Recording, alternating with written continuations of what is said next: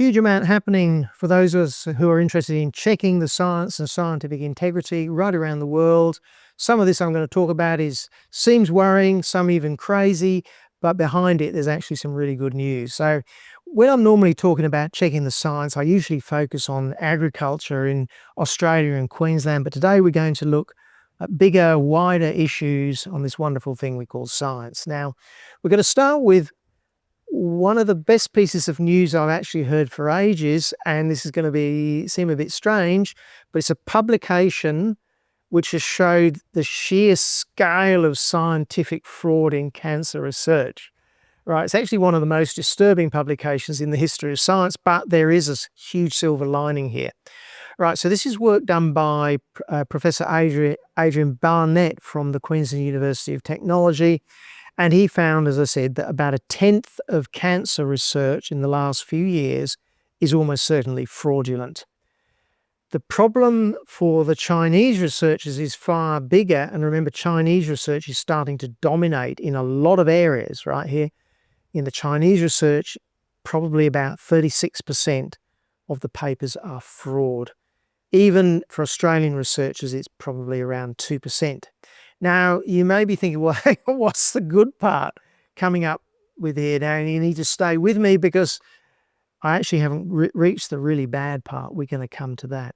Because you see, fraud is not the worst part of the scientific integrity problem.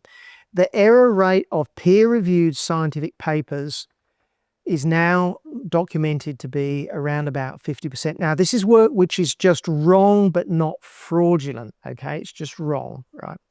Now, this is a well-known statistic. It's been around since Professor John Ioannidis from Stanford University published one of the most remarkable and most cited papers in science called Why Most Published Research Findings Are False. Now, just think about that title for a second. Why most published research findings are false. And then contemplate the expression that you often hear, you must follow the science. You think, well, how am I supposed to know, right? Now, a lot of the science, and I should, before I go on, mention that statistic from the Stanford University, people, they argue a little bit about whether it's really 50% or a bit less, or in some cases a bit more, or whether it's bad in other areas and less in others. But there's no real argument. This is well known and well accepted in the scientific community. And it's holding up science in a huge area that so much stuff is wrong and also fraudulent. So, for example, there's this Alzheimer's research which ended up in the early 2000s based on actual fraudulent work on beta amyloids. And then what happened is all the scientists chased that original scientific work down a rat hole because it was wrong, this stuff on the beta amyloids.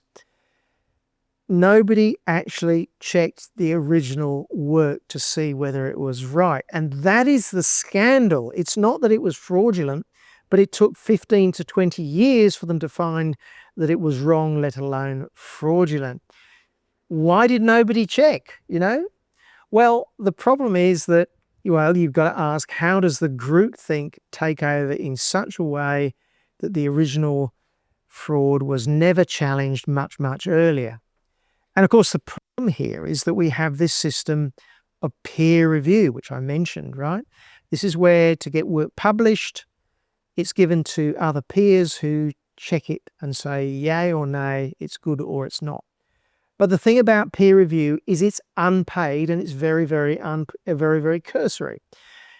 And if you don't pay for something, well, you get what you pay for, right? The reviewers they never repeat the experiments. You can just about say that. Almost 99.99% of the time, the experiments are never repeated. They barely check the statistics or the methodology.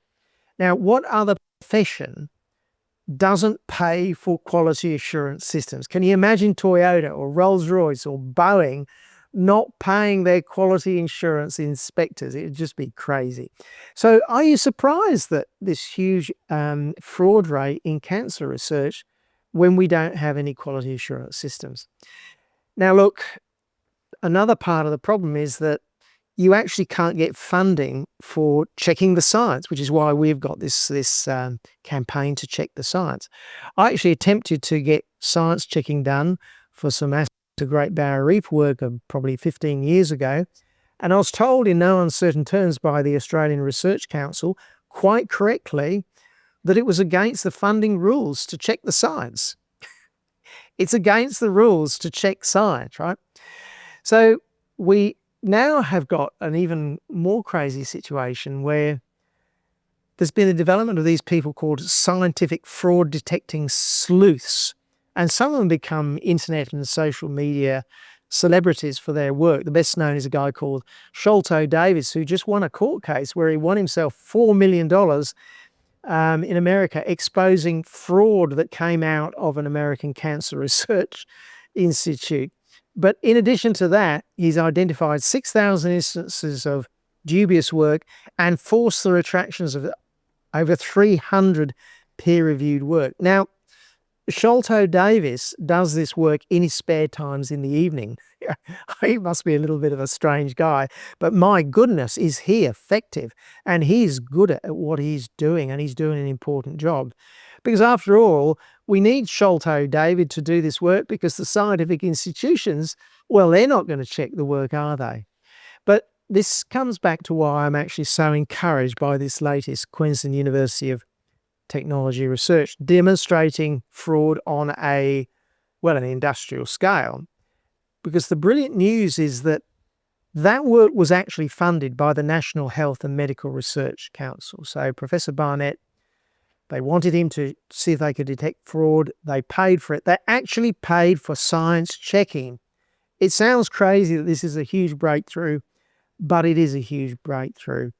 We've had this science quality crisis for decades, and it seems that it's only the explosion of fraud which has finally forced them to address the issue.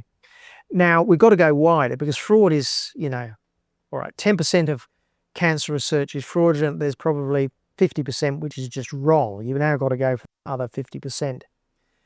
Now, for things like my campaign, I've been plugging away for a long, long time that we've got to check the science behind environmental regulations affecting farmers and all the rest of it. And we want it done through the Queensland Productivity Commission.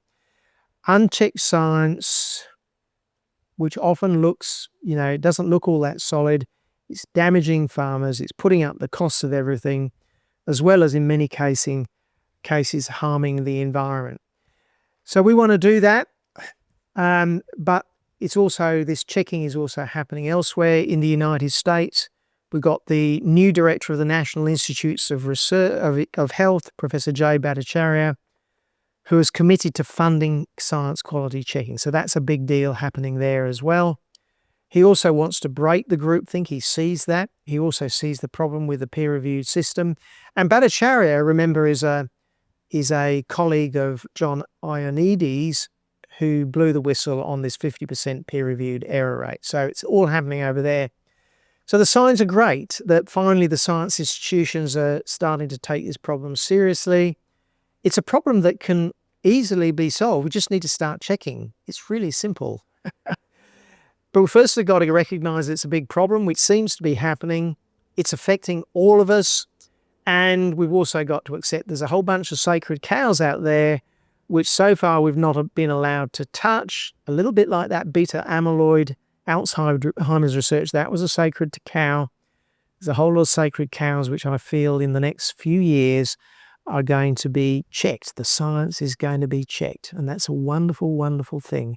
Who could argue about a bit more checking of the science?